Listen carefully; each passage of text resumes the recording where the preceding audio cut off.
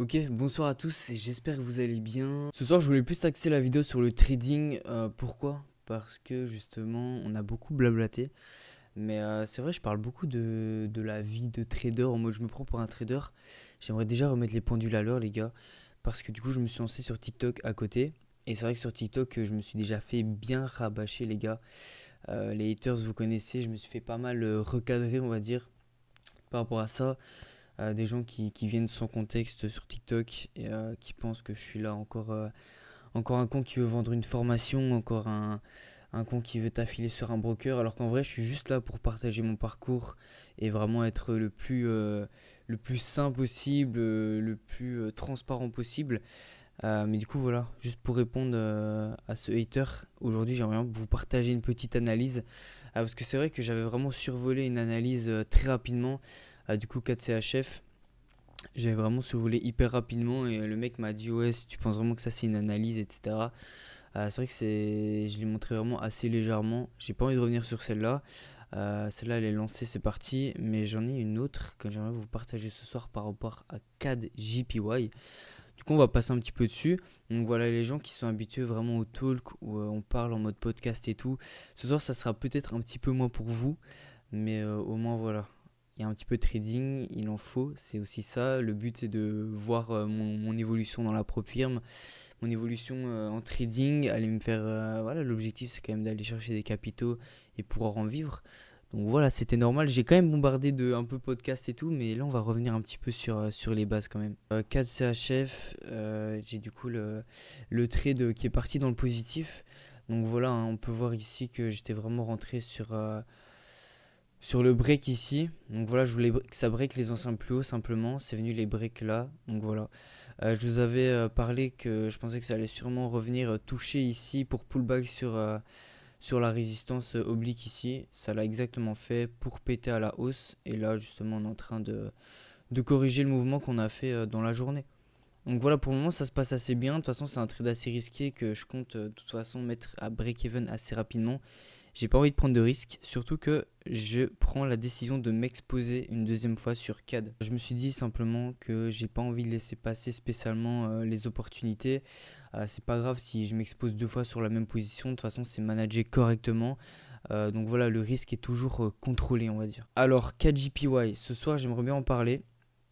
Parce que voilà, j'ai vu une vidéo d'Eliott récemment. Carrément, j'ai pris des petites notes. J'aimerais vous retrouver ça. Juste, faut, j'ai trouvé du coup dans mon petit carnet de notes, donc voilà, c'est simplement là où j'ai commencé à écrire mes formations, à écrire tout ce que j'apprenais. Donc il y a vraiment les bases, hein. Il y a vraiment les bases, mais c'est vrai que là j'ai regardé une vidéo d'Eliott récemment et j'en ai noté quand je commence ma session de trading, je ne dois pas directement aller sur les graphiques. Il faut comprendre que ce que l'on voit sur les graphiques, ce sont des réactions à ce qui se passe dans l'économie. Donc, en premier lieu, il faut regarder les causes de ce qui se passe dans le monde entier, géopolitique, économique, fondamentale. Une fois que j'ai une compréhension globale de ce qui se passe, là je vais sur les graphes et je regarde les réactions. Et du coup, c'est avec les réactions qu'on cherche des points d'entrée avec simplement les concepts de base sur les graphiques, les concepts qui sont tant critiqués. Donc voilà, c'est vrai que je suis là pour juger personne. Mais c'est vrai que sur TikTok, voilà, il y a des gens sans expliquer ce qu'ils font, on ne sait pas d'où ils sortent, ils ont des profils anonymes et ils te disent que voilà, ton trading, c'est un trading qui n'amènera à rien. Au final, moi, le trading que je veux apprendre, c'est simplement comprendre l'économie et trouver avec des principes simples sur les marchés où sont les bons points d'entrée. C'est aussi simple que ça. Les gens pensent que tout mon trading, à long terme, j'ai envie de me baser seulement sur des lignes, des zones de résistance, etc. En fait, moi, les gars, je veux juste avoir une énorme compréhension du fondamental, du marché, de ce qui se passe. Et au final, ce que vous voyez sur les graphiques, c'est juste de façon à trouver le bon point d'entrée. Alors, du coup, pour le trade, ça serait une vente sur KJPY. Vous pouvez le voir juste ici. Donc, qu'est-ce qu'on a eu? Je vais aller en H4 parce que l'analyse elle part de ça. Donc en H4 on a le canal aussi ici qui était assez intéressant, qu'on est venu break. On est venu break à la baisse, on est venu rechercher les anciens plus bas juste ici. Pour au final corriger sur les 50% du Fibo. Donc voilà.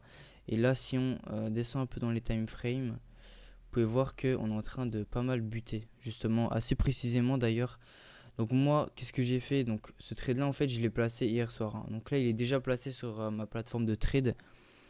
Donc le trade est déjà placé, à savoir en fait que je me suis basé sur pas mal de fondamentales, on va y revenir juste après. Mais cette nuit, justement, cette nuit, je serais sûrement en train de dormir, mais c'est pas la nuit. Mais à 4 heures du matin, on a du coup l'annonce économique par rapport au JPY. Et ça, c'est une grosse annonce économique qui va sûrement faire probablement bouger le prix. Donc moi, ce qui est chouette, c'est que je suis toujours pas positionné. Donc là, je risque pas de SL, justement, si le prix explose à la hausse, donc ce qui serait négatif pour le JPY, ça veut dire que le CAD prend en valeur face au JPY. Mais si le JPY explose à la baisse, si le JPY justement prend en valeur, le CAD va exploser à la baisse, ce qui fait que mon trade pourrait s'effondrer et aller du coup dans mon sens. Ce qui est chouette, c'est que du coup j'ai placé un sell limit, donc voilà, ce qui ferait que ici, si on casse la pattern de retournement, si on la casse ici, donc vous voyez que j'ai fait un petit support juste là. Donc en fait, si on casse ce qu'on voit ici, justement, je serais pris dans le trade et je serais pris du coup dans le mouvement, simplement. Donc là, je suis toujours pas exposé, ce qui fait que si ça pète à la hausse à 4 heures du matin, normalement, je risque rien, je serai pas dans le trade, donc ça c'est parfait. J'ai risqué 1% de mon capital du coup sur ce trade. Voilà, j'ai pas envie de trop m'exposer, j'ai quand même envie de la jouer correctement, cette propre firme. On n'est pas là pour gamble comme on dit. Sinon, pour ce qui est du coup de mon journal de trading, donc là c'est le trade de la dernière fois. Et ici, vous voyez que c'est un petit peu plus chargé. Du coup, niveau fondamental, donc on a la négociation des salaires au Japon qui se déroule de manière très positive, carrément je l'ai mis en vert. Ça c'est des informations, comment je les ai trouvées? Simplement les gars, il faut fouiller partout, donc vous pouvez fouiller du coup les calendriers économiques, il y a plein d'informations partout, il y a aussi le site investing.com, il y a plein de choses à aller lire, United States. Je vous conseille vraiment, mais c'est vraiment sur ça que vous devez vous baser à la base. En plus de ça, j'ai fouillé Twitter, je suis abonné à pas mal de personnes qui parlent de l'économie, etc., qui donnent leur avis, donc c'est vrai que ça peut aussi aiguiller. Donc voilà, avant d'intervenir sur la politique monétaire, Ueda, donc c'est le gouverneur de la Banque du Japon, souhaiterait s'assurer que les entreprises étaient prêtes à engager des négociations salariales appropriées. Donc en gros c'est pour ça que ça a un petit peu tardé et maintenant que toutes les conditions sont favorables, l'augmentation des taux est à l'ordre du jour. J'ai mis un petit screen du coup des annonces qui vont arriver du coup cette nuit à 4 heures du matin. Donc voilà, j'ai carrément mis la petite phrase demain TP ou SL, donc on verra bien. Après voilà, il n'y aura pas de SL, hein. Si tout se passe bien, normalement il n'y aura pas de SL. Le seul truc qui pourrait m'arriver, c'est que le prix ait énormément de volatilité, donc je me fasse prendre dedans sur une grosse mèche et qu'après le prix reparte. Donc voilà, ça c'est le risque que j'ai décidé de prendre. Donc voilà, le trading c'est risqué, il faut juste savoir manager son risque, ok. Donc dans le pire des cas, je perdrai 1% de mon capital, c'est une perte que je tolère totalement. Sinon sur le point technique du coup, ce qui me sert juste à trouver le meilleur point d'entrée, donc on a eu comme je vous ai dit le break du canal haussier et du support. Donc voilà, break canal haussier, le support ici qu'on a break, on est venu sur le retour des 50% du Fibo. Rejet sur cette zone de support devenue résistance juste ici, donc on est en train de se faire rejeter quand on regarde les mèches. Voilà, ici on a un beau petit spinning top, on voit vraiment que nos bougies se font rejeter pour au final potentiellement repartir. Donc moi comme je vous ai dit, je suis pas exposé là, c'est vraiment si on casse en fait ces mèches ici, si on vient chercher plus bas, c'est là que je vais seulement rentrer dans le trade. Donc voilà, peut-être je vais rentrer dedans, je vais me manger SL, ça fait partie des risques, mais normalement ça devrait bien se passer, je l'espère en tout cas. Donc voilà, tout part au final d'une idée fondamentale. Faut pas se dire que le trading c'est juste des barres, des courbes, des indicateurs. Le trading à long terme que j'ai envie de développer, c'est vraiment du trading sur base d'idées fondamentales et je pense que c'est vraiment ça qui fait la différence sur le long terme. Il faut pas se limiter simplement à des courbes, aux outils TradingView, j'ai envie de dire. Faut essayer au long terme d'avoir une connaissance de l'économie et savoir gérer ça. Ça, c'est des choses qui s'apprennent potentiellement à l'école. Si jamais vous faites un parcours, par exemple en sciences éco, ce que j'ai voulu faire, mais malheureusement, c'est vrai que c'est des études qui mélangent énormément les maths.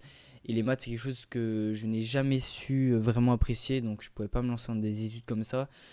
Donc voilà, moi, les seules choses que je peux faire et que j'ai déjà fait, par exemple, c'est prendre un mentorat. J'ai pris un mentorat avec un mentor qui m'a pas mal expliqué la fondamentale et comment fallait interpréter les données économiques.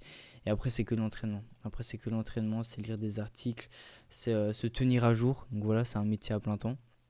Il y a pas mal de petites choses à faire. Et en fait, un trader devient de toute façon rentable sur le long terme. Donc sur le long terme, tu comprends de mieux en mieux, etc. Tu sais de mieux en mieux comment réagir face à ci, face à ça. Et ben voilà, de toute façon, c'est un parcours à long terme qu'on partage ici. Et voilà, là c'est le premier chapitre, hein, tout simplement, c'est le premier chapitre. On va faire un petit tour sur la propre firme, même si c'est pas très beau à voir, mais du coup voilà, vous pouvez voir que ici on a moins 2%. Moins 2%, je vais regarder sur ces traders.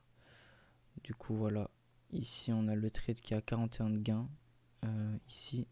Et là vous avez mon ordre qui est placé. Mon ordre qui est placé du coup juste là. Donc voilà, le sell limit. Et le TP qui est là-bas en bas, le SL qui est juste au-dessus. Mais normalement, si on break ceci, vous voyez, on n'est pas censé techniquement retourner taper mon SL. Mais tout est possible lors d'annonces économiques, surtout des grosses annonces comme celle-là. Donc voilà, écoutez, on verra demain matin au réveil. Normalement, la vidéo sortira ce soir même. Je vais finir de tourner là, je vais taper le montage directement. Comme ça, on verra demain, on fera un petit update, je pense, demain. Et puis voilà, restez branchés, il y a beaucoup de choses qui arrivent. N'hésitez pas à follow sur TikTok, j'essaie de lancer un peu ça là-bas aussi. Et puis voilà, hein, tout simplement, bonne soirée à vous. Et on s'attrape demain pour voir comment ça s'est passé.